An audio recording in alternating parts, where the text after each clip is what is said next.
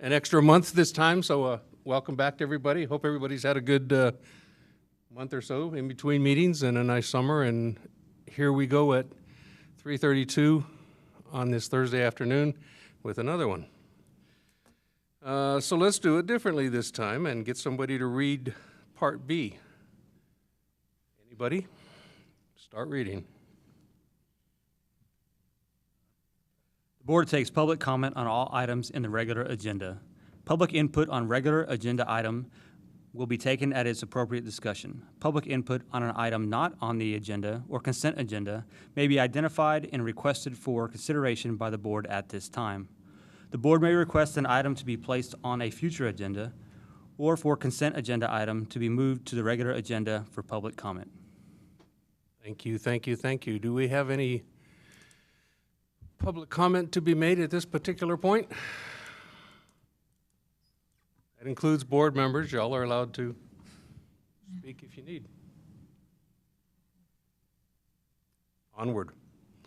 Under the consent agenda, we will take consideration of approving the minutes from the June 22nd meeting. I take it everybody's had a chance to glance over them in the package and in the emails. I'll entertain a motion. Move. Second? Second. I've got a motion and a second.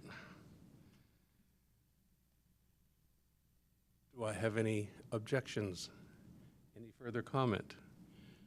Then the previous month's minutes are considered done. So let's move on to the regular agenda. Carl, you want to start? Yes, the first item is recommending matters related to the programmed use of Kirby Park at by two separate youth sports groups for this coming fall. Again, just a quick reorientation of Kirby Park on the north side of town, on both sides of Edmond Boulevard.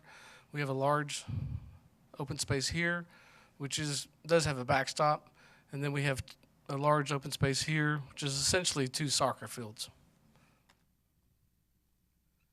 We have two groups, and you may recall, some of y'all have been here before, that we get outside groups come. They don't really have a home, and they want to start a league or a program. We get this from time to time. And this fall, we have two groups that want to use some park space. The first is San Angelo Youth Bandits. They have started playing this August, and they'll continue through early December. And they basically just for practices, Mondays, Tuesdays, and Thursdays, 6 to 8 p.m. And they particularly want the field on the north side, this one here. And we had another group, Live Scent Sports. We were looking at putting them on the south side of Kirby, but talking with them and talking with some others, we wanted to leave some open space at Kirby Park for the reservations that we get because the fall season is really pretty busy with flag football practices and soccer practices. So what we want to do, instead of recommending that they go on the south side of Kirby Park, we've talked to them and we're going to move them over to Producers Park. As y'all know, on the north side of town off of Bell Street and Ricks Drive. We do have the kickball league that's still trying to make it go at this location. And we have two soccer fields here. So we would give them one of these soccer fields for their program and leave the other soccer field open for reservations.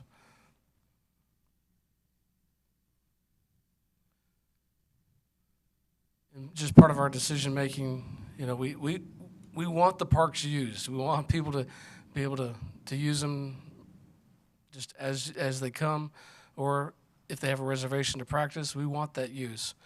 But we want to try to control it so we don't overuse a particular park. So providing this will provide spaces for these programs. We don't want to tie up the use such that others can't use, and there is added wear and tear on the fields. In terms of payment, we take it basically just $1 for a reservation. If a team wants to reserve a field or a section of an area of a public park, it's just $1 for a small time period. So that would be basically what the payment would be. So for the Bandits, I think it's $54, and for Live Scent Sports, it's only $25 for their series of practices and games. And they will have to provide us a certificate of insurance. I just wanted to mention at San Angelo Soccer Complex, mainly their main soccer, the playing fields are these two areas. We fairly recently built these 3 fields for La Liga. It's an adult Hispanic soccer team, but they've chosen to play over at Producers Park to play their games, and that's where they've been. But their season has ended. Is that true, Sandra? Yeah, I think so too. Her husband plays on the team. And I just want to point out that San Angelo Soccer does have this big area that they can use for their practices, and they do use it for their practices. I want to point out a couple other places just for folks who are watching that can be used for practices, and they aren't necessarily well known to be used for practices. It's Fort Concho Parade Grounds. The director there, Bob Bluehart, he welcomes teams to go out there and practice. It's a huge field, and I even confirmed that today. He's open to teams going out there to practice. Right now, there's not necessarily restrooms available, but if we get enough teams out there practicing, we could probably open up one of the restrooms for that use. And then at Jaime Padron Park, this huge area down here below the park and the school, Head Start and the rec center is available for use as well. And there are public restrooms here. We do reserve this field. So we have some space where we reserve fields, and we have other places where you can just come, first serve. So that's our recommendation, is we allow the Bandits to use the north side for just this year, this season, for their practices, and then Live Scent Sports would use Producers Park. And we would like some action on this, a vote. Any discussion? Yes, are both of the teams, do they agree on the one moving to Producers and the other one staying? And Yes, everybody's good with that? Yes, there's a representative from the Bandits here. I've talked to both of them. They're both good with this arrangement. And I spoke with the Live Scent Sports today and confirmed that they're good with the move. They're not particular about this location. They do have a connection with this church and could use the church for storage. But in the meantime, they have been already going out to Producers Park to practice. They like the arrangement there, so they're good with it. What type of insurance are they required to have? What type of insurance? Oh, Is there gosh. insurance is required? Right, the certificate of insurance, I think it may be $2 million general, and I can't quote all the requirements, but there's standard amounts that our risk manager requires that they have. And we just basically tell them they've got to either get with our risk manager to get that insurance, or they could have their own provider as long as that insurance meets those requirements. And then they've got to give us a certificate that proves that. That's how we get it. It has to be for the duration of their activities. Do we have any further discussion on this one? Seems rather cut and dry, pretty easy. Mm-hmm. There's enough extra space for everybody else to come over there still, so it's not like they're taking the whole park. Yeah. So, Yeah. Right. Still have this area here. And still, Bandits won't necessarily use all this. We still have a little bit of space here. And I'm not sure how much space is left there. And we're still only talking, what, 3 nights a week? Right. Mondays, Tuesdays, and Thursdays, 6 to 8.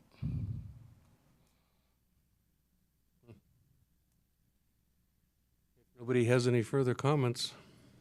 I move that we accept the recommendation made by the Parks and Recreation staff.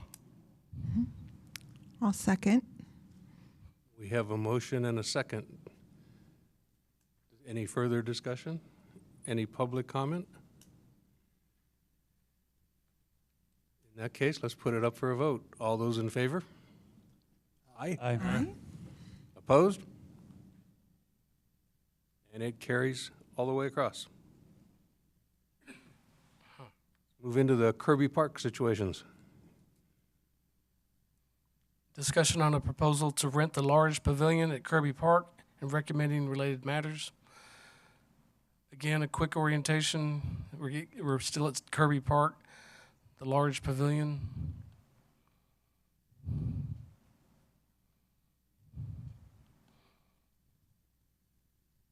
We did discuss this at the last meeting.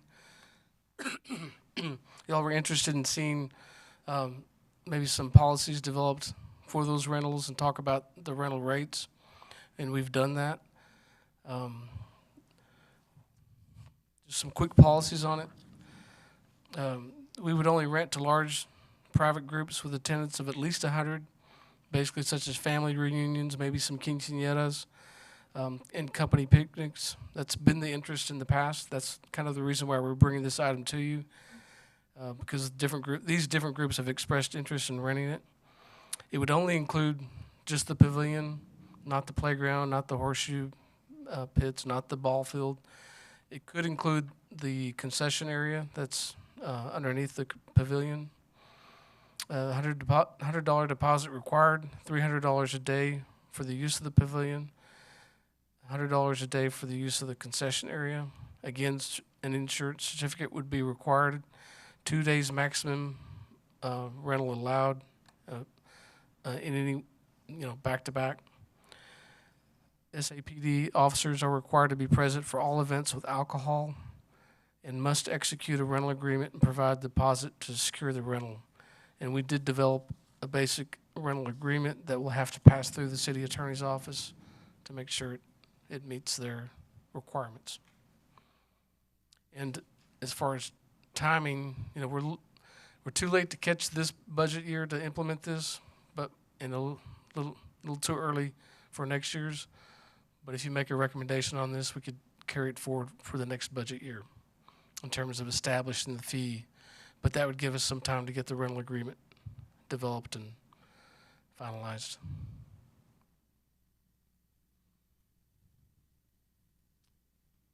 I have a question. I'll start a discussion on it. The fact that the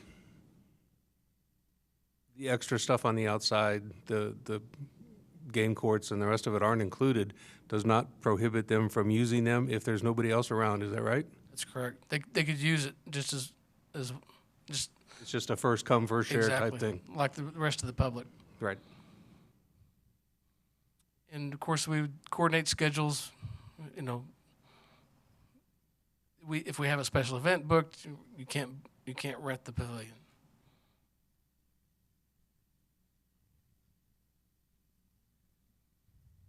Additional discussion, questions?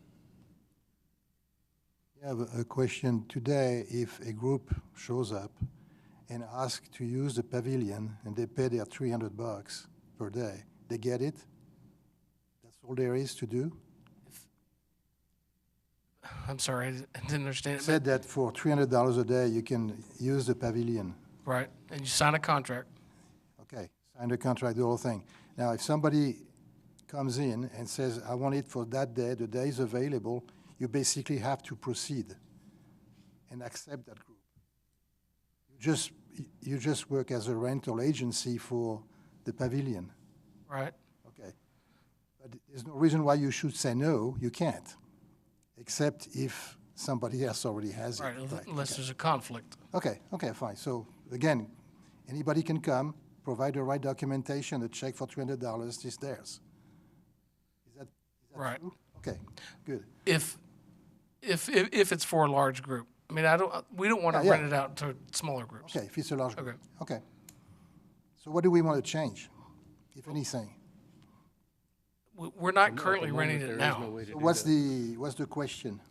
Well, we talked about it last time. We didn't take any action on it last time. That's for the future. We're wanting to take action today, if you want. They don't rent it at the moment. Don't rent it at all? No, Currently, we don't rent it. no. They Where's want us- they the want us to start. $300 a day for large group coming from? Where's that? How did we establish that? Is that your proposal? Yes. I'm sorry. I Yes. thought that was the status that we had today. No, sorry. We talked about this at the last meeting in June, and we talked about the possibility of renting it because we're not renting it now. And we've got enough interest in renting it that we wanted to consider moving forward with the possibility of renting it. And at this point, we're recommending that we move forward with renting it. So what you ask us to do is to basically recommend the possibility to rent the pavilion to large groups for $300 a day. Basically, yes. Okay. And there were people who were saying, no, we don't want to do that because this pavilion can be used by many other people. Families can come in, and it should be allowed to come at any time. So what the question is, do we accept to block the pavilion use for one day for people who would pay? Yes, that's basically it. In the past, we haven't rented it because Yeah, exactly. that was our philosophy in the past, is that we didn't want to tie it up for exclusive use. So that's really the issue. Do we want to rent it, tie it up for exclusive use? Okay. Sorry. I should have rehashed that because we kind of talked about that last time. I didn't rehash it. And the next question for next year would be, is that the price point that we can ask for? If we can ask for $5,000, why not, right? But that's not the discussion today. Right. Well, this is really just based on other rentals that we have. Yeah. Okay. We probably could get more from companies, but families. That's not the question Okay. today, I guess. No. Okay. Well, Sorry. we can revisit, once this kicks Right, in, right, right. and we see that it goes every weekend. Exactly. And you're making $300, hand over foot, then, yeah, we can revisit I think if the options behind if every week we have the pavilion rented and not available, then we need to revisit because we need somehow to raise the price to the point where the pavilion will be available to other people than the paying people. I agree. Okay, so now we can discuss that. I don't know if somebody's against it. Personally, I'm for it, but Further? I guess I have a question. Are there tables and chairs here? No, you have to bring your own. If you, We don't provide those either. okay, I really haven't been to this facility, so is there I understand there's a basketball courts or something there? Yes, two How basketball. would you separate the people playing basketball from the people? Well, basically, you would get the entire pavilion. You get the whole pavilion Right. for $300. Right. Okay, that's For the day. I mean, And I think you have the option, included in that, you have the option of the concession building that's attached, if you need something like that for your event. Is that right? that's correct. That's an additional fee, correct? That's correct. Okay. We're looking at $100. So if you want Add on the concession area? right, if you want the pavilion and the concession, it's $400.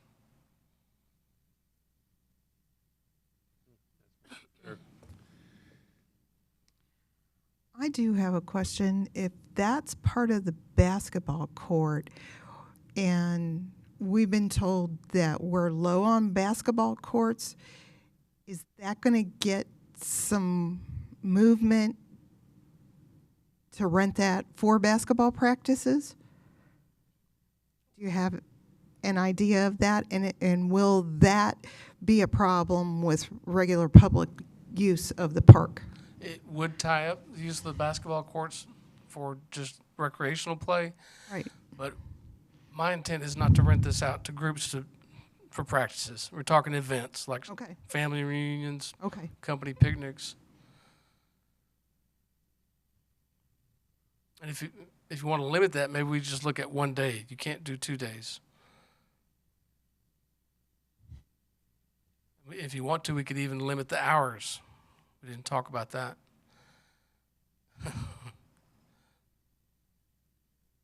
I I don't know. don't know, I think we need to run it for 6-8 months next year into the spring, summer, and see how it goes. And see what kind of requests we're getting and what kind of activity we're having.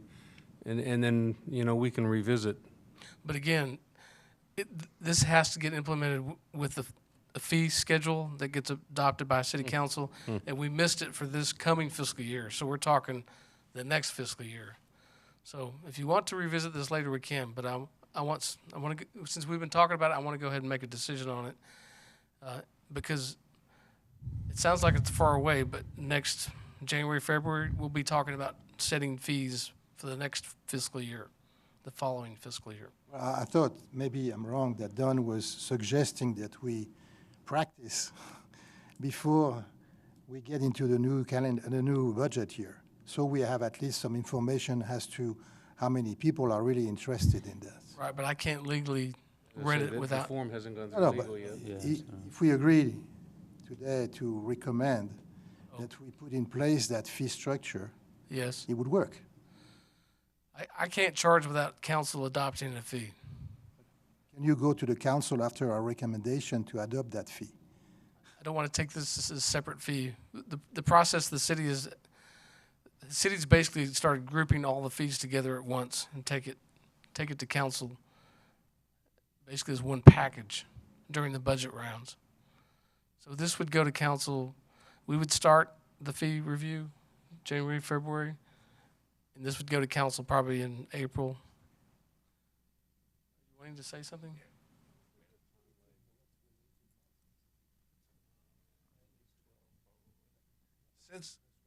Since the last time you guys were talking about this in June, there was a company that was looking for a place to have their company picnic here in San Angelo, and they rented the complex, which we're happy to rent the complex to them or a quad of the complex, but it caused lots of issues, tons of issues, because there were things that they wanted to do that we just don't allow in our award-winning complex. Roger agreed with me 100% on the email that I sent to Carl and whoever else was on that email chain that night, because they wanted the inflatables on the complex and everything else. Those are things that we just don't allow on the complex, and they had so many people that there really wasn't any other place for them to rent. So Kirby Park would have been great, which is exactly what we're kind of looking at right now, because they can't have the inflatables there. There are places that Parks marked off for them to have. They wanted to have a kickball game, so the complex was perfect for that. There's also a backstop just to the right of this picture right there, so that they could do things like that and have tons of room without worrying about breaking any of our rules. So that's just something that I thought was very important to add in there from the last time our conversation happened. And I don't think, if I'm reading everybody wrong, I don't think that the board is objecting to what we want to do. I think what the discussion revolves around is how soon should we make a recommendation, it can be put into place. I think that's the heart of the discussion at the moment. Not necessarily that we're against it, I think we're all for it, but how soon, is it going to take us 18 months, 2 years? Will it be next fall before you can do it? Essentially, yes. Not this fall, but next. If you make a recommendation, I take it to council as the part of the fee package. Starting in January, goes to council March, April. Then it takes effect fiscal year 18-19. Then we would have to revisit it. We're a little bit early. We missed the boat on this coming fiscal year, but we're a little bit early on the next. And the reason we brought it to you is because we have been getting requests to rent it and the need to rent it. So maybe we should have brought this to you later, but it was on our mind, so we thought to bring it to you now.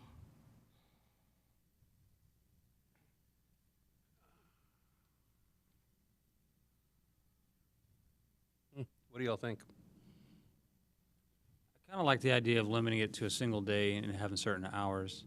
As I have a family reunion in another town where they do it, and they limit the people. Any rental is only from like 10 to 4 or 10 to 5 is only allowed to rent. Similar facilities. That's in another place. I don't know that we have that limitation with any of ours, but it's kind of where I'm coming from on that. Okay.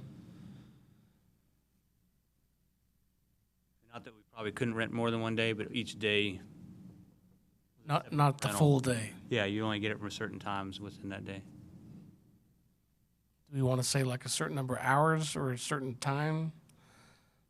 For what we do, at certain times, there's a bulk of the daytime though, from like 10 a.m. to say 5 p.m.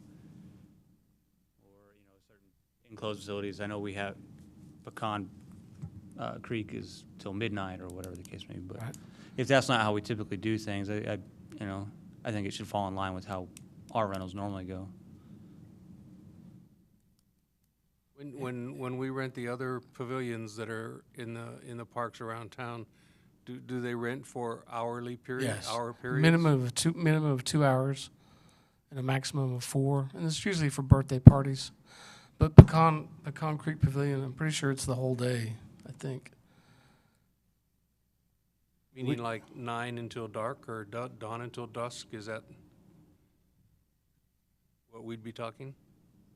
Well, the Rotary Club is renting the Paseo from noon to midnight. From noon to 3 o'clock, we prepare for the whole stuff, and from 10 to midnight, we basically disassemble everything. So that's, I think, a good model.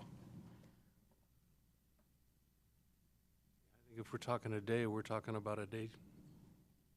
Somebody wants a facility that big for a family reunion, I don't think we want to limit them and say you can only have it from 10 to 4. I mean, they might have plans that would start earlier and last longer, since, you know, in the summers and in the spring, we have plenty of daylight. It's not like we'd be wasting daylight.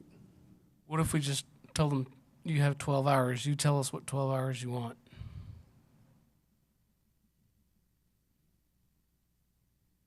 That's a good possibility. That would be 8 to 8 or 10 to 12. Something on the application where hours you want, so that we can see. Right. That would fit. So limit it just to 1 day, and then just a certain number of hours. I would say limit it to 1 day, but we're not telling them they can't rent for 2 consecutive days. See what I'm saying? Yeah. I mean, if they fill out an application for Friday and turn around and fill out an application for Saturday, what are you going to do? Say, no, you can't do that? I'm asking, I'm not telling. We could do that, but that seems like we might as well just let them do Well, I 2 guess they could have days. 2 people come up there and one day wouldn't do. Yeah. Just a thought. Another quick question is, do you allow like portable barbecue pits or anything like that, or that if they want to barbecue or something Not under the pavilion. Keep that in the parking lot. parking lot? Here. Yes, which is pretty close. Does the concession stand have cooking facilities? No, it's basically just just a shell. reefer? It's got a counter. It's got a roll-up window and a counter.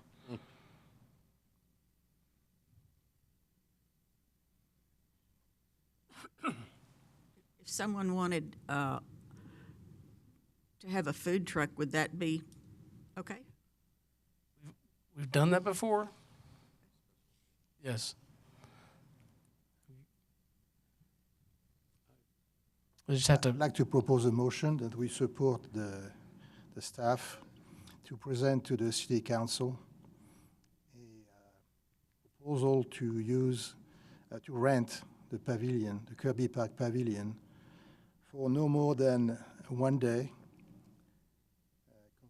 consecutive 12 hours, not 2 consecutive days, and for the price of $300 for the pavilion and $100 for the concession.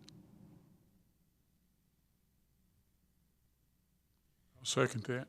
We have a motion and we have a second. Do we have any further discussion from the board? Do we have any public comment on the thoughts? Let's call it for a vote. All those in favor? Aye. Any opposed? All the way. Thank you. 18 months from now, we'll see what happens. Sorry, Carl. Sorry. It's okay. I'm not offended. Next item on the agenda, discussion on a proposal to prohibit dogs in the playgrounds and recommended related matters. So we did talk about this at the last meeting, and you know, it was just a discussion. There was some interest in knowing what the fines were, any court costs for violations for folks who violated the current city ordinance in regards to dogs. Currently, we don't have an ordinance that prohibits dogs in playgrounds. The related ordinance really restricts folks to keeping your dog on a leash and under control. And if you don't, there is a possible fee of $500. I don't know about court costs. We talked about this, and my recommendation is that we don't look at doing an ordinance at this point. We talked about last time just trying to educate folks about the need for safety at playgrounds, and we've started that little campaign. Roger wrote about that in his last article to the Standard Times. There may be some other measures we could take, maybe some stickers on the playground about keeping your dog restrained. So we're not recommending at this point that we move forward with an ordinance that prohibits dogs in playgrounds. But we do want to help educate the need for safety. Any thoughts?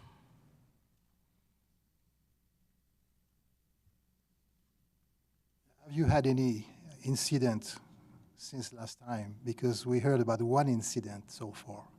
None that have been reported, no.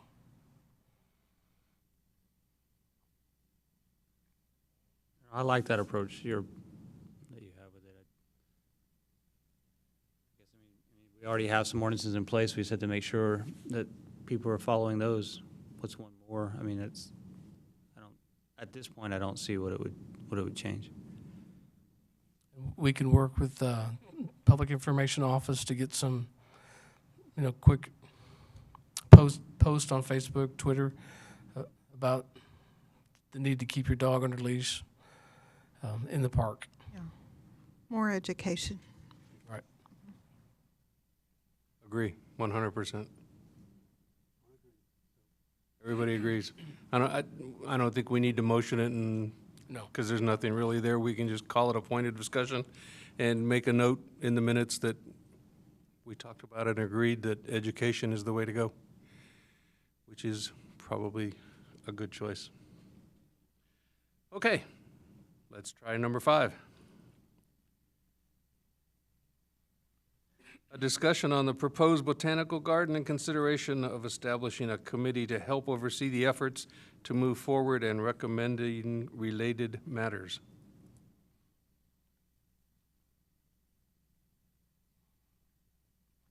So the committee has been updating the board from time to time about the progress. You've most recently seen the conceptuals, different ideas about what could be done with the Botanic Garden.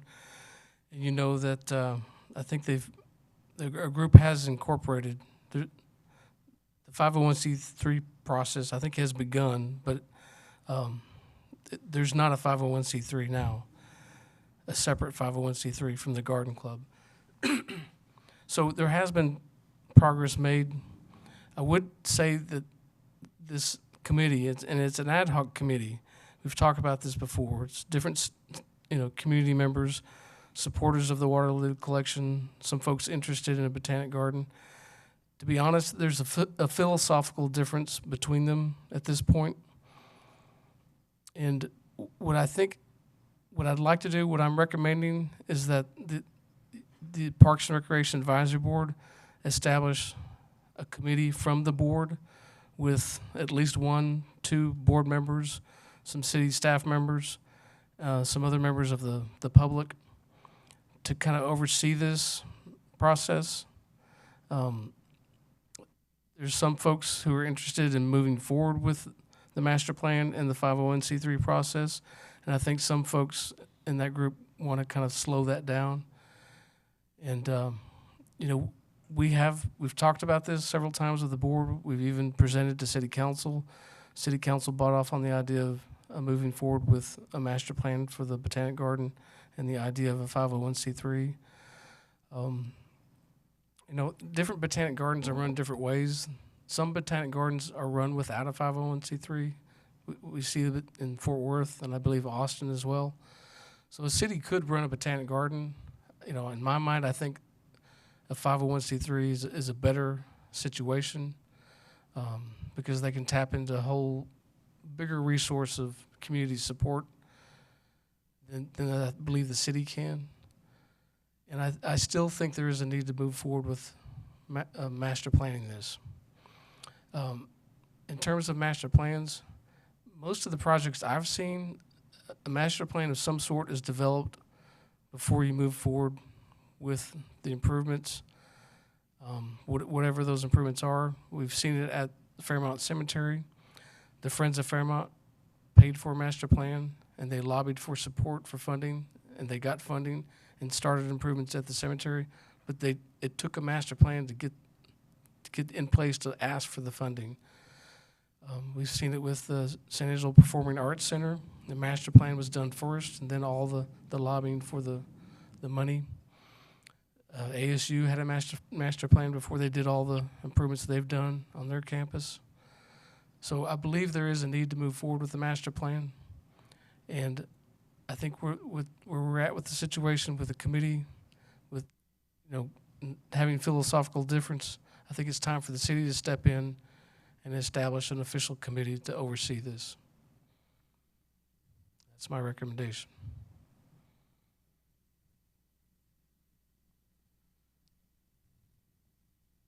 Questions, discussion, comments? Last time, I was under the impression that they were headed toward getting a master plan. Did I misunderstand that? Since that time, there's been a change, Okay. to be honest. To what you're saying? Yes. Since the last time we presented, members of the committee have basically split into two different groups. A group that kind of wants to keep things the same, not move forward with the 501c3 so much, and take slow steps towards the master plan, and maybe get some fundraising first before you finish the master plan. And then there's another group that wants to move forward with 501c3 and finishing developing the master plan. Is the way I understand it. So, and this is a committee that a community committee. We really don't have any oversight of it, and that's my thought, is if we create an official committee appointed by the board, at least we can oversee this process, and maybe be a nominating committee to find some different members of the community that we can bring in. Help me out on this. I'm trying to understand. Can you start from the top and work your way through this thing and kind of tell us who's who and what's what and what's going on here? That'd be a hefty task. Well, I figured that would, but I'm having a hard time figuring it out. Yeah. Okay, let me back up a little bit. Okay, Civic League Park. It's been a city park for a long time, and it's been a park longer than it's been a city park. And it's kind of been an unofficial botanic garden for a long time because you've got the water lily collection there, you've got the rose garden there, you've got different garden beds there. And so an idea has been floating around for a long time. It hasn't just been my idea, it's been others, to have an official botanic garden at Civic League Park, a garden like you see in other cities, a botanic garden. I mean, we kind of have the elements of that there now. And to be honest, I mean, the focal piece of that entire park, that botanic garden, is the water lily collection. It is internationally renowned. So that is the key piece of all of this. We've got a contract with Mr. Ken Landon to serve as the aquatic director of the water lily collection. And I think we're on the ninth year of that agreement. There's one more year left, a little more than 1 year left. We definitely want to continue our relationship and have the water lily collection here. We want to keep the collection here. What happened, I guess, maybe going back 2 years ago, a group of us met down at the park to discuss the possible removal of some trees that were causing a concern for the collection. And at that time, we talked about, we oftentimes season to season, year to year, there's a request coming from Mr. Landon to do something with the park. And the idea came from that meeting that we start a master plan so that we're all on the same page as to what should be done at the park in terms of development. And that's kind of what started this whole process. And we took that idea of developing a master plan to the board. This may have been a year and a half, 2 years ago. The board said move forward. We took that to city council. City council said move forward. And so that ad hoc committee, it's a community committee, raised funds and hired that firm to develop the conceptual plans, which you saw. And so within that committee, there's a disagreement as to how to move forward or to what to do at this point. Does that help? I understood the city, there was a garden club or somebody is that what the name of your ad hoc committee was, or what? It's basically, that is the vehicle that's the community is using now is a garden club. I believe that's where the monies are, and that's kind of at the hub of this community group. Do you know why part of this committee has decided not to move forward with the project? They may be able to answer that best, but I believe that it is, to be honest. But there are members there that they may Yes. want to talk about it. I believe the main concern is the status of Ken Landon. How is he going to continue? Will he continue working with the city? Will he work with the 501c3? He still has a contract with the city, and at some point in the near future, we need to renegotiate that agreement. But I think there's some concern if a 501c3 is established that it might. He understandably feels a little insecure if he's going to be employed. Who's employing him? We want to keep the collection, but who's going to pay for him? That's the concern. Why not to solve that question first and then move forward with the botanical garden? That is a possibility, because that crossroads is coming up soon where we need to renegotiate this agreement. It seems like to me ownership is an issue. Will the city own the park, or will the? The city will continue to own the park. Okay. If a 501c3 is developed, they basically would lease the park, a long-term lease, 50 years, whatever. Okay. It would still belong to the city.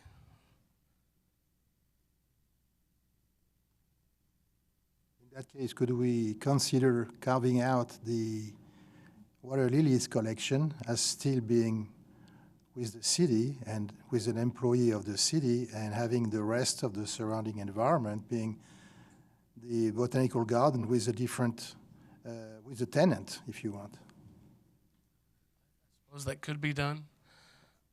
Just trying to find a solution Right. that to basically allow a certain number of people to move forward with the botanical garden without having to Well, look at the future of the collection and Ken. and just to correct one thing, Mr. Landon is a contract. He's not a city employee, he's a contract. Yeah. As a contract Right. with the city. Right. Okay. I don't know, we can't solve this today. That's my thought, is that maybe with the committee, we can hash out the concerns that are on the table. I don't think we can do it here with the board. So your proposal is basically to have a committee of this board plus the staff to Correct. basically act as a liaison with the group to resolve their questions. In part, yes, and to help resolve how we move forward, what we do from here. Well, the staff is a relationship with the city. The board members who would be on the committee would just be volunteers to help Correct. understand what the Correct. question is. Well, I don't know, if we are interested in seeing the problem resolved and to later on get into a creation of a botanical garden, I think the board has always said that we were interested in seeing that happening.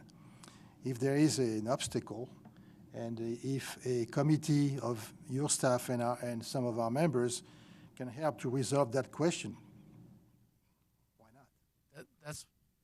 That's where I'm at.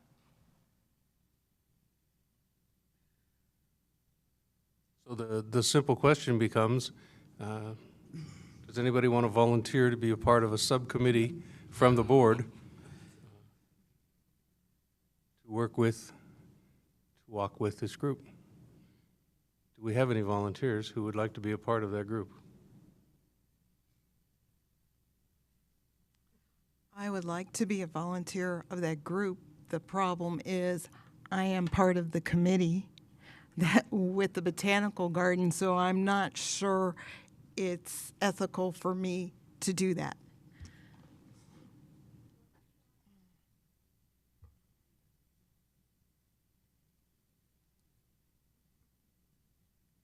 Several questions. I'm Irene Meitzen, and I'm with the Garden Club and the Botanical Committee. There is no problem about continuing with Mesa as far as working on our garden, whatever we come up with for that garden. And so I don't think there's any problem with anybody on that. Even the city is for that, right? That is correct. And at this point, right now, because the Garden Club is a 501c3, then we have in a separate fund the money that is for the botanical garden, or if it should never come to pass, the money would be used for the lilies. And so that has already been stipulated. And the only thing that we have done at this point is we have talked to Mesa, and we have asked them to just give us a few months to see what is going to happen. And it would be wonderful if we could have 2 committees for the botanical garden. One committee would be made up of people like John Begnaud, Allison Watkins, and the people that know what grows here and what we should put here, and Roger and Carl, this kind of a committee that works to do that. Then we need another committee that would be to get funding. And I think that should be a separate committee from the ones that are working on the plan at the time. But until we get a good plan, it's hard for us to go out and ask for money. So that's where we are. Do you have any questions? I mean, I'm trying to. Define for me a good plan. That would be great. We are looking for that. Yes. What is that? What are you looking for? What is a good plan? We're looking for a plan that will be for education, in the park. We've already had a school ask for a plot. We would like to have a greenhouse. We would like to have all these different features and places where people could come and have weddings or parties or whatever. I mean, they already do around the lilies right now. But you've seen the plans, right? We saw what Mesa provided, yes. Yes, the 3 conceptuals. Yes.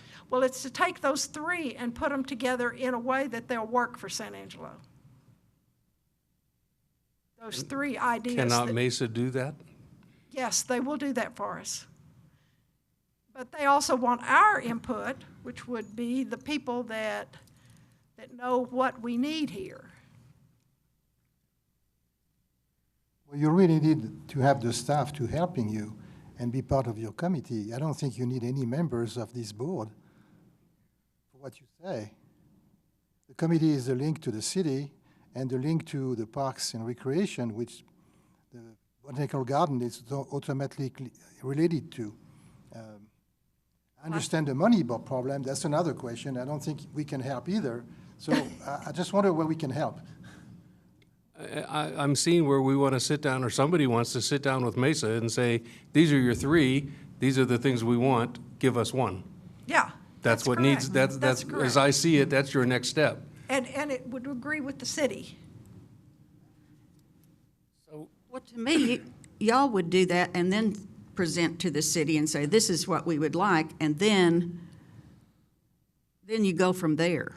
I mean, as what Once we would have this, what the city would do and what y'all would do.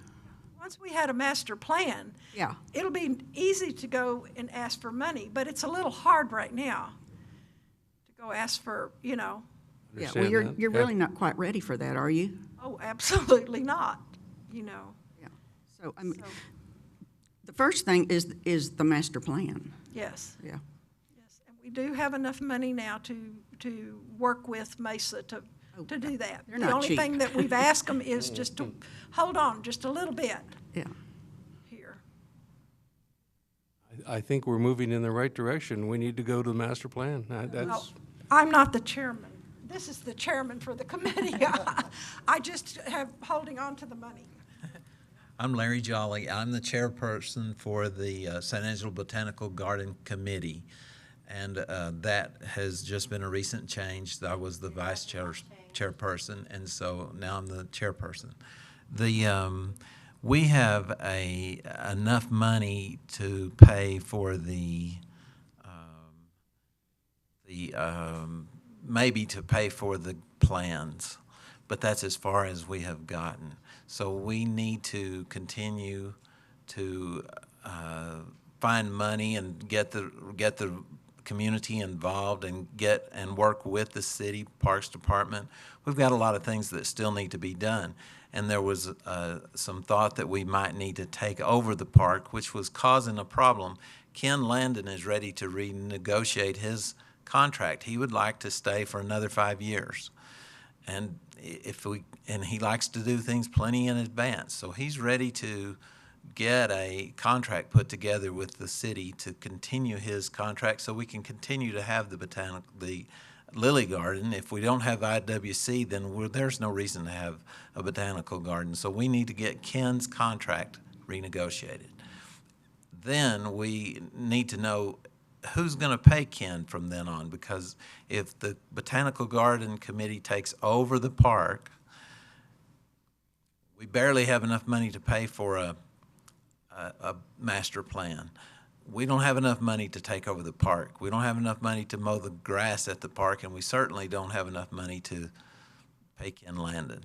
So we need to start finding more sources of additional funding and people who know how to create that funding so that we can then talk about taking over the park. It's very premature for us to be talking about taking over Civic League Park. So we've put that plan on hold until Ken has got his contract reestablished with the city so that we don't get involved or have a conflict with that.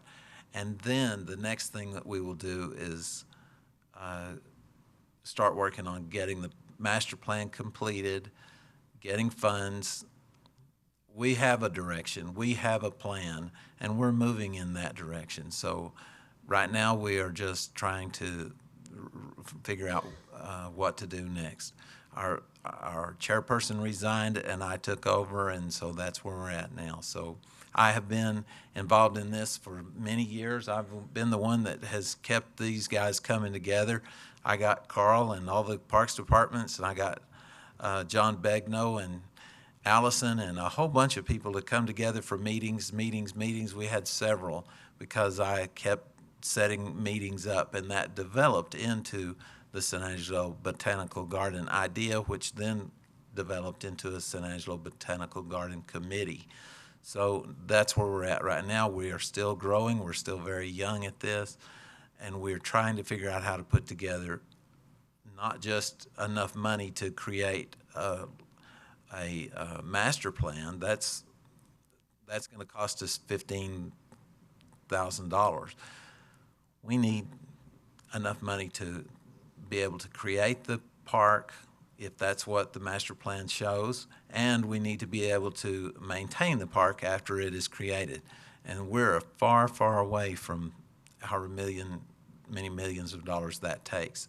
So that's our plan first, is to try to figure out how to come up with that much money, community donations, or maybe section off the park and try to create a little piece of it at a time. Or, in other words, we want the park to be created, but we need to figure out how we're going to do it financially, and then come and bring those ideas to y'all one piece at a time, or all at a time if we have all of the money. Donors that are going to possibly pay for this park are probably going to want some input into the master plan. I would think that if I was going to put $1 million into this park, I'd want to know exactly what the plan is, and I would want to have my finger in the master plan. So that's what we're looking for, is use the conceptual plans, start trying to find community support, start trying to find people who can come together to give us the money to create the plan, see if they want to help us complete the master plan, and then move forward with getting that presented to the city, to y'all first, and then to the city, to make sure that we can do it. So we do have a plan. It's not, we're not just doing this kind of willy-nilly. We have been working really hard on other things this year, and so we've changed our direction, and this is what we're working on for the next year. That's where we're at right now.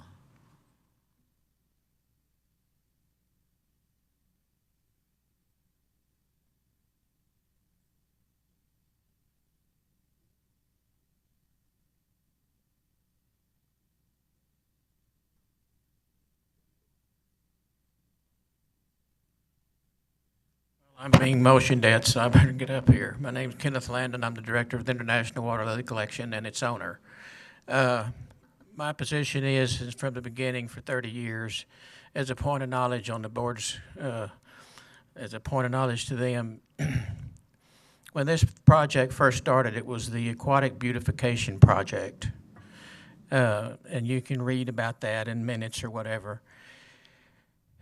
And I thought we always all should have a botanic garden down there.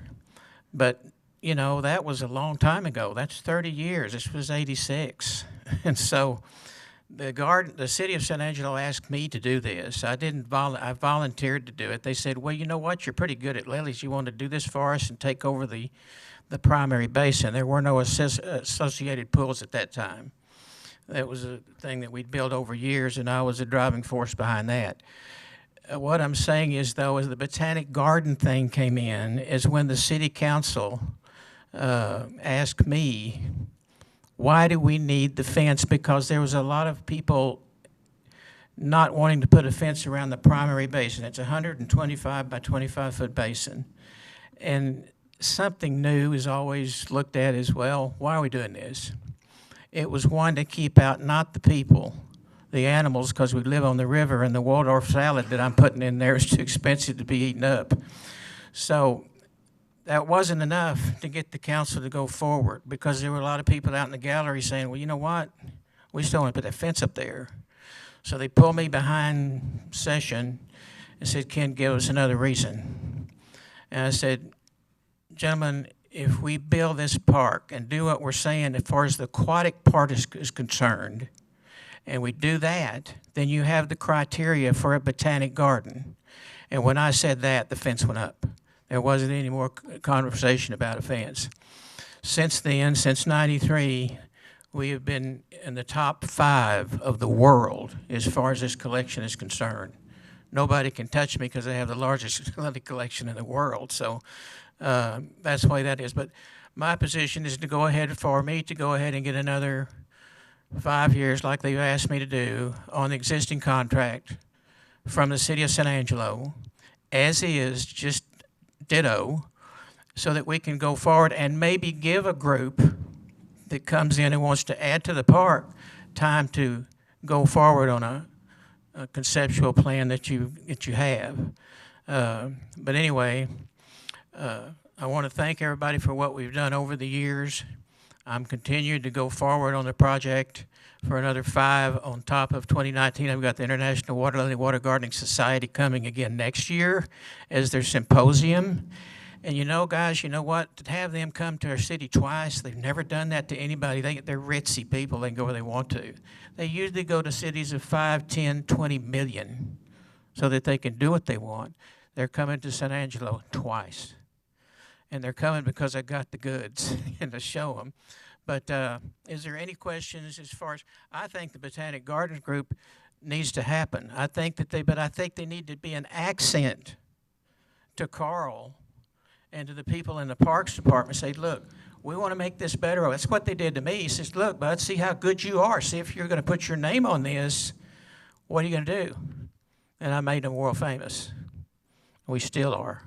And we're going to be if I get another 5 or another 5. But anyway, any questions as to what I do and what we are, please come to Lily Fest. It's the 24th of September.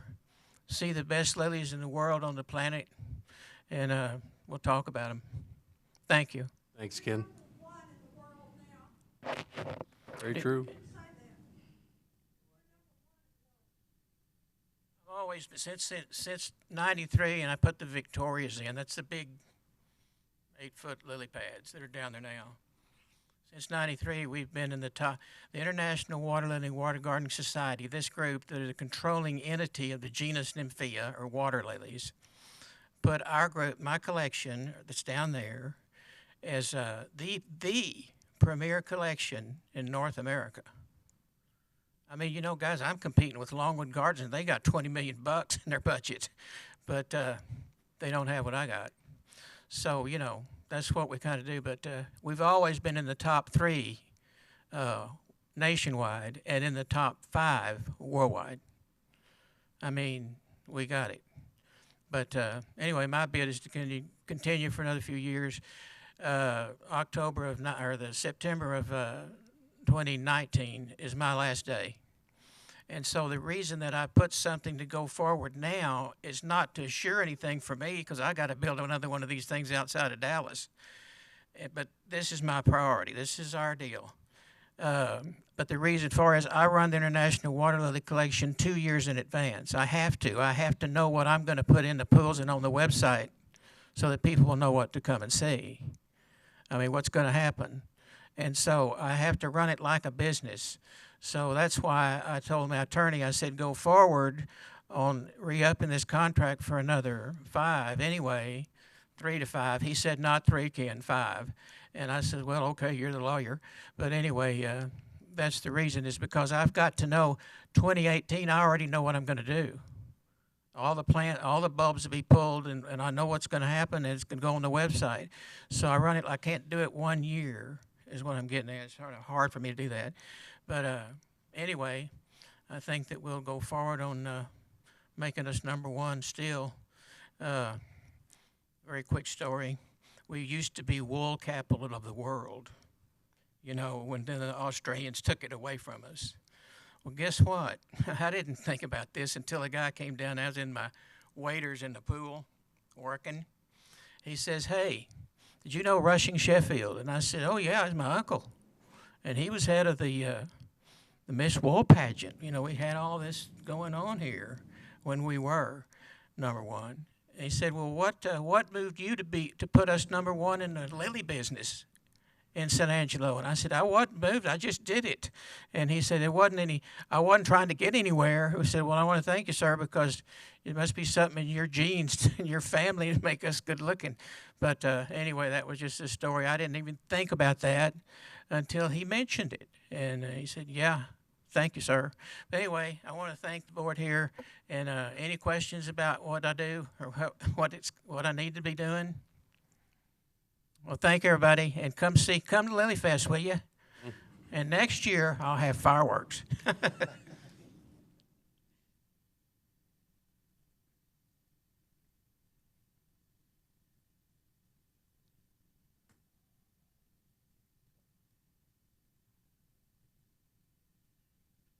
So, what Irene Meitzen said about 2 different groups, I think there's some merit there about having a group that looks at the plans, tries to move the plans forward, and then maybe a separate group that works towards fundraising. I think that could work. But the question here before us is if we want to officially establish a committee of the board. If we want to what? If we want to establish, if the board wants to officially establish a committee to help oversee and help move this forward. That's the question at hand. A committee to follow on the master plan, not a committee to look at rehiring Ken.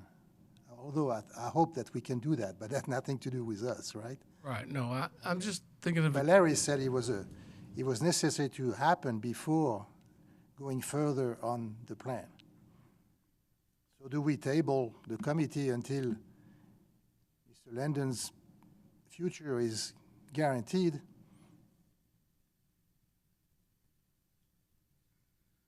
I said 1 year. We actually have 2 years on this agreement. It expires October 2019. Yeah. So we still have some, it's not staring us in the face, but it's coming up. Rightfully so, I think.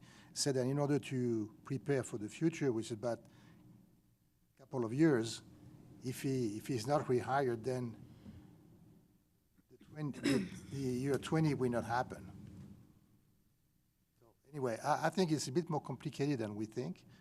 Well, it is complicated, and that's what I was thinking. If we establish a committee, then the committee can meet to hash out all the details. The question is that Larry basically was very precise as to the fact that their committee will not move forward with the plan as long as the water lilies collection future is not guaranteed. Am I right, Larry? Okay, so why would we as a board decide to create a committee that will not be of any use before another event happens? That's my question.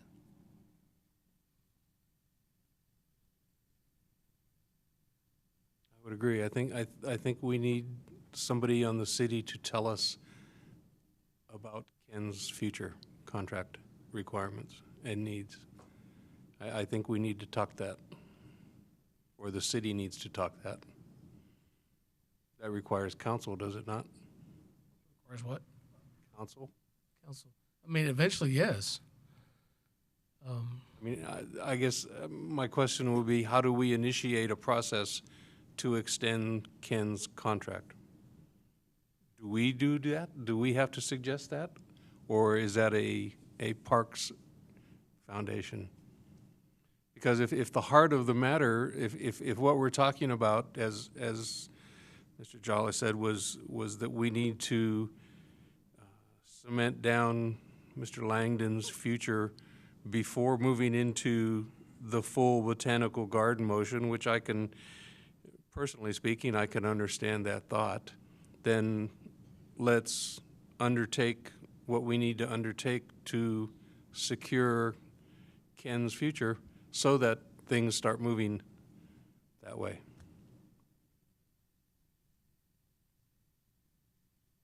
I thought Ken said his, did you not ask your lawyer to extend your contract? So, Yes, his lawyers talked to me. okay, so, But I mean, the agreement's going to be out of our office, the city attorney's office. That's where the agreement will actually be created. But yes, we still need to meet. We still haven't met with his attorney. what? We have not met yet with his attorney. Oh, okay. We've been trying to meet. We just can't. It seems like it's between Ken and the city right now. Well, if it boils down to the agreement, yes, and that's nothing necessarily that the board would have to weigh in Anything to do on. with. I agree. If that's what you want to do, just basically table this and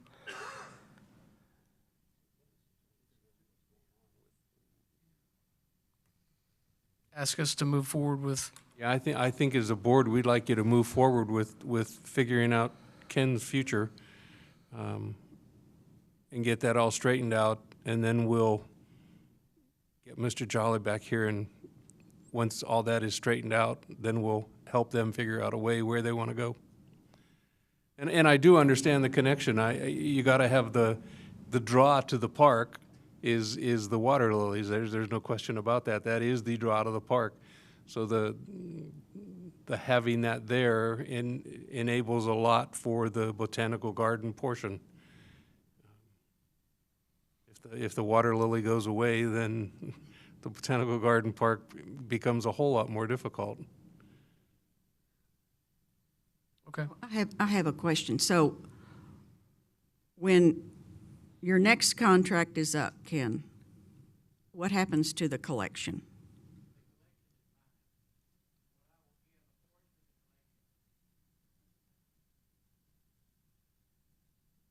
The way the city manager set this up years ago, he said, look, Bud, you're in charge of this. If you want your name to be Mud, don't do a good job. If you want to do the right thing, you do it.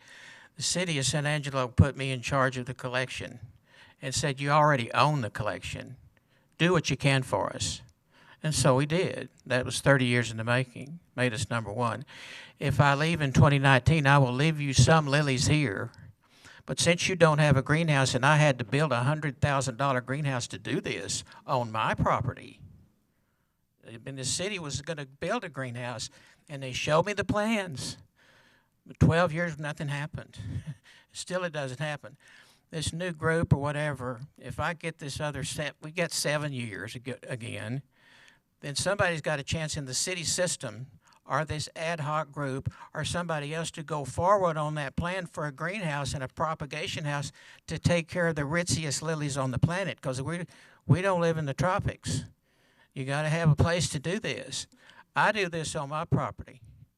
That's what I do. Now, the city gives me 2 houses over here on the park, in the park compound, 2 small houses, one built in 1963, which is the first greenhouse the city ever owned. I use that. But primarily I use those for a what you would call, when I go Indiana Jones style and go get something and bring it back, I use those as quarantine houses. We don't want to bring a bad bug here. We don't want that to happen, because I do. But so my situation is that means I need to know. I mean, I don't know whether the board to make a recommendation to Carl or to anybody, or Carl, whoever, how this works. I don't know the process. But I've already told the city, I'll give you 5 more years of my time to make us and keep us where we are, and maybe give a group somewhere, like, this group, to come in and build on that while I'm still here. If I pick up and go in 2019, guys, it's IWC's not here anymore. The signs in the city belong to the city, but it's a registered trademark, and I own it. And so I don't want to leave it. I want it. This is our stuff. This is us. And if I leave after 7 years, are you mentoring anyone? Ma'am? Are you mentoring anyone? Yeah, we have people. Yeah, the city tried to get some people to work, and they said we don't do this too hard. But we have people online that I have people that are trained, that know what to do. You don't learn aquatic floriculture in a university anywhere. You have to make it happen on your own. I mean, it's just not there. You have to teach people online and say, okay, give them a paycheck and say stay, and hope they don't go somewhere. Epcot asked me to come for $200,000 a year. Well, I like Florida, but guess what? I had to put a fence up, and they said, well, you can't put a fence up here. I said, well, then forget it. The fence is not to keep out people, guys. It's to keep out the animals. I've got lilies in pool number 1 that are $1,000 a piece. You don't want people getting to them, but you don't want the animals to eat them. And I put them in pool number 1 because all these big LED lights are shining up there. And my little building was broken into last week again. And Carl has done great, and we've done great to light up the park. Roger and these folks in the Parks Department have done a great job at building Civic League Park. Remember, the pools were not there until I came here. It was my drive that built all the pools around there over 30 years of my life for us and making us who we are. But my position is, you want 5 years out of me, you got it, and continue. However that process works, I know that my lawyer is Scott Templeton, and he's tried to reach Carl, and he said, hey, Ken needs to know pretty quick because he runs things 2 years ahead of time. But, you know, that's just saying to the contract, it's not any increase or anything. Everybody wants me to increase, but I'm just leaving it like it is. I can make it happen. I've got the goods. That's why I can make it happen. Any other questions? Thank you. What Ken's saying is his contract is over in 19, and he wants to renew after 19 for another 5 years. So we actually have that much time. But if we really truly want to have a botanical garden in that location, and if we really want to continue to have the lily garden, then it would behoove us as a city to start thinking we've only got about 6.5 years left to replace Ken. And it would be a good idea to start trying as an advisory committee for y'all is to start thinking about how we're going to find someone to take Ken's place and train with Ken and pay that person to help Ken over the next 5 years so that maybe a scholarship, maybe someone who's in college now could come and work, and Ken's had a lot of different people who have been down there but just didn't want to work as hard as he works. So it's really important that we get somebody that's going to stay, maybe more than one person that would stay and try to learn about this park, and the city's going to have to figure that part out. The botanical garden is going to diminish greatly if the lilies are gone. It's going to not be as exciting. So another thing that the city the Parks Department really needs to talk about is Ken's building that was broken into has been broken into 9 times now. Surely there's a gate or a door or some sort of a building that could be built that would stop Ken from losing his tools down there every time somebody breaks into his building. Surely there's a way to build a greenhouse for the botanical garden that we have down there. Certainly there's a room in that park. And surely there's a way to build a greenhouse so that Ken doesn't have to go back out to his farm every time he needs to. He should be able to keep some of his plants in a greenhouse stored right there at the park. Maybe if we make it easier for Ken, it would also be easier for the next person who's going to replace Ken, and maybe we'll have a long-term botanical garden with IWC as well.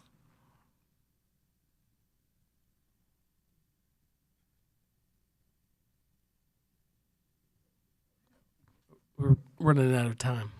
Yeah. So I didn't necessarily expect to get a recommendation to form a committee today. I really just wanted to discuss this. So I take it the advice to me is to work through the negotiation for the next agreement. And that's going to take a little while because we got to work with his attorney and our attorney and city council. I think that's the gist that we need to move that direction, yes. Okay. And my preference is until that's sorted out, we don't do anything down there at the park unless it's routine maintenance stuff day to day that we've got to do, keeping things secure, Yes. fixing problems that come up. Nothing concerning any new plantings or any new Ken structures. can do what he needs to do at the water lily. I mean, there's no change. Yeah. Okay. Until we get the new agreement worked out. Yeah. Okay. I've got direction, unless you have any other advice.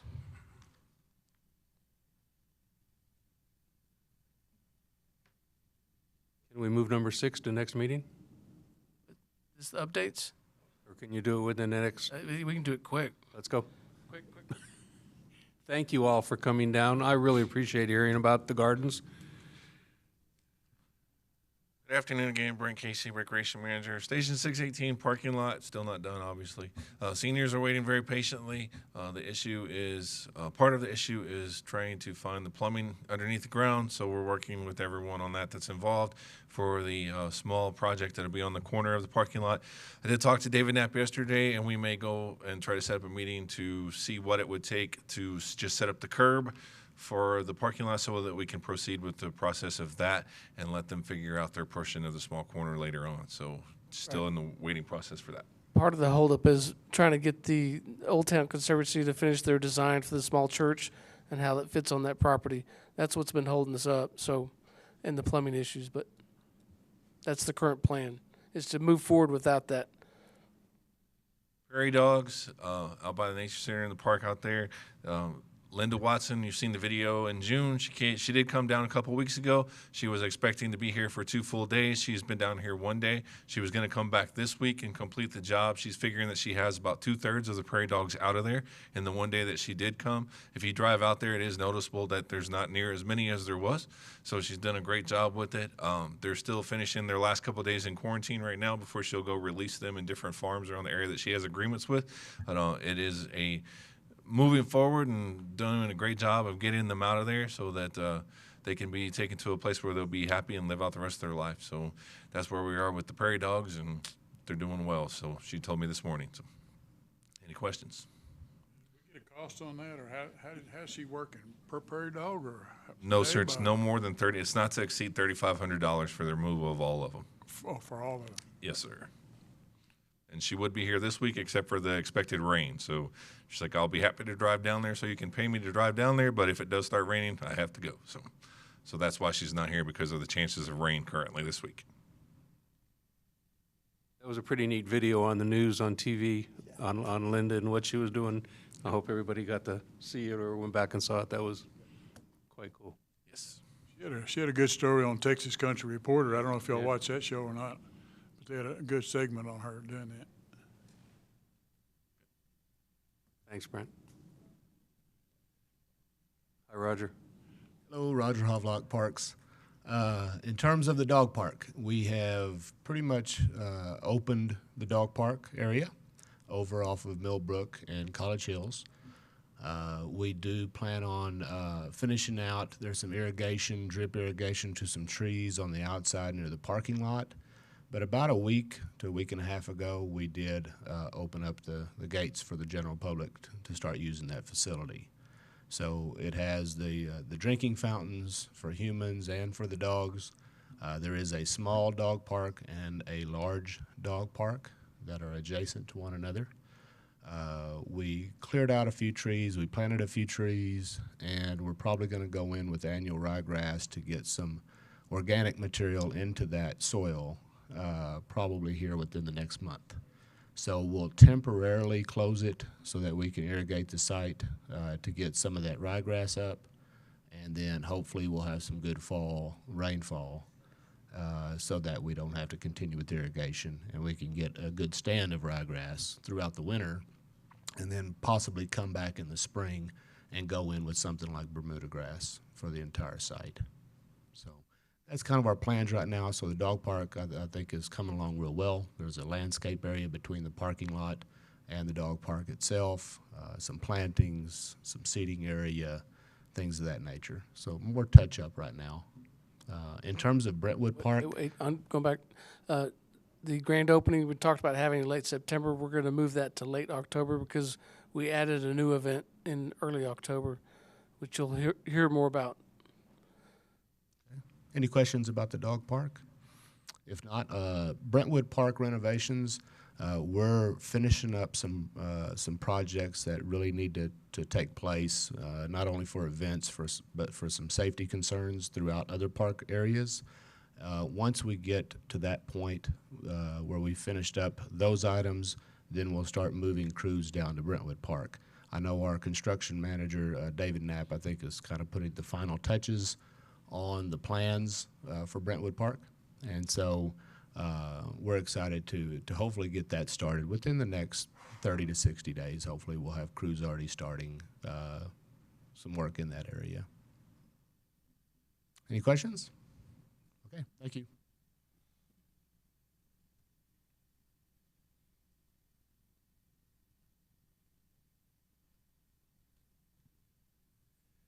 Let's talk about consideration of future agenda.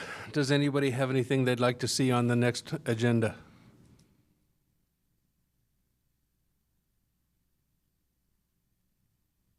You can always email me too. We will email as necessary.